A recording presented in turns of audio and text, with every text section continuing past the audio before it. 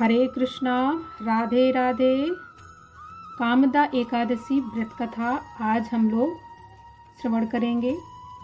चैत मास की अमावस्या को हमारे भारतीय संवत की अंतिम तिथि होती है और इसकी अगली प्रतिपदा को प्रारंभ हो जाता है हमारा नया संवत और भगवती दुर्गा के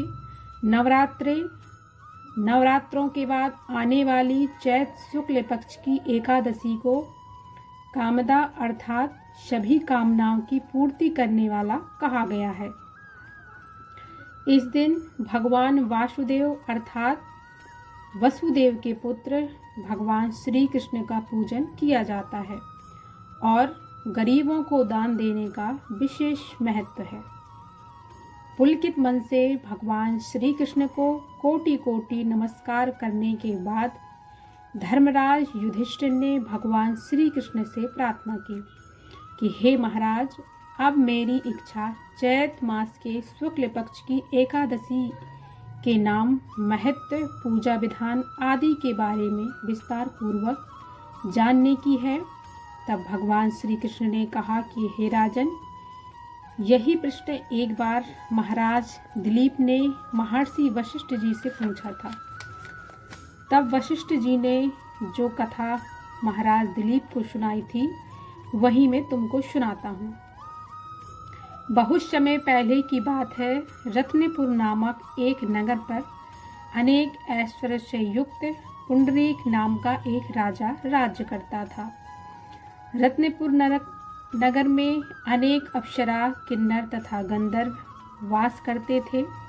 उनमें ललित और ललिता नामक पति पत्नी भी थे। उन दोनों में अत्यंत स्नेह था। थोड़े समय के लिए भी अलग अलग होते ही वे दोनों अत्यंत व्याकुल हो जाया करते थे। एक समय पुंडरीक जी की सभा में अन्य गंधर्वों के सहित ललित भी गाना गा रहा था।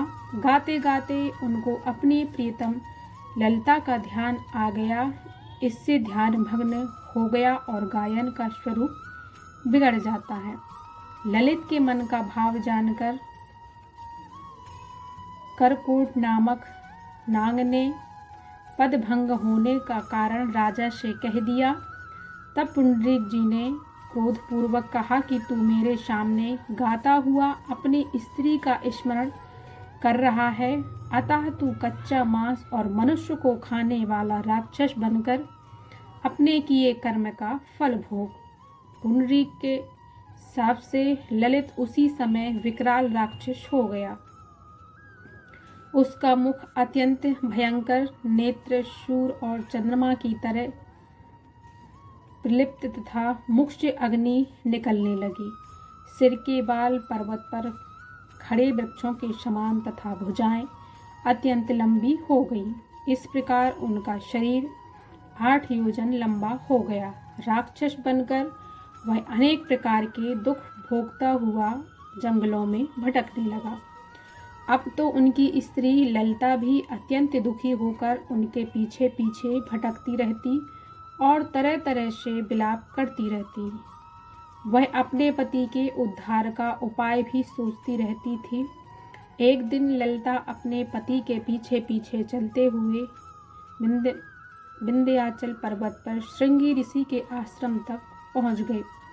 श्रृंगी ऋषि ने ललिता को देखकर पूछा कि हे देवी, तुम कौन हो और यहाँ किस लिए आई हो? ललिता बोली, मुनिवर, मेरा नाम ललिता है। मेरा पति राजा पुंडरीक के शाप से भयंकर और विशाल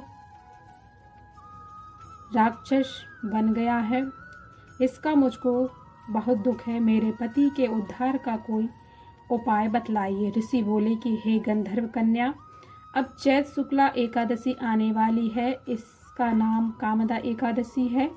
उसका व्रत करने से मनुष्य के सब कार्य सिद्ध हो जाते हैं। यदि तू कामदा एकादशी का व्रत करके उनके पुण्य को अपने पति को तो राजा का एकादशी का व्रत करके उसके पुण्य को अपने पति को दे तो राजा का शाप भी अश्वमेघ शांत हो जाएगा और तेरा पति शीघ्र ही राक्षस योनि से मुक्त हो जाएगा। चैत शुक्ला एकादशी आने पर ललिता ने व्रत किया और द्वादशी को ब्राह्मणों के सामने अपने व्रत का फल अपने पति को देती हुई भगवान से प्रार्थना करने लगी कि हे प्रभु, मैंने जो यह व्रत किया है इसका फल मेरे पति को प्राप्त हो, जिससे वह राक्षस योनि से मुक्त हो जाए।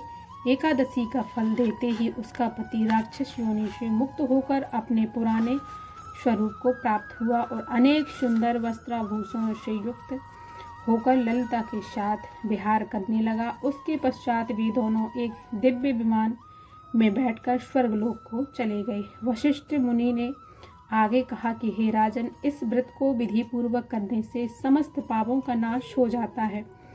यह राक्षस आदि की योनि भी छूट जाती है।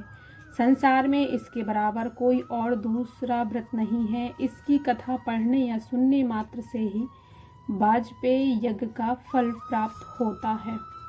जय जय श्री राधे।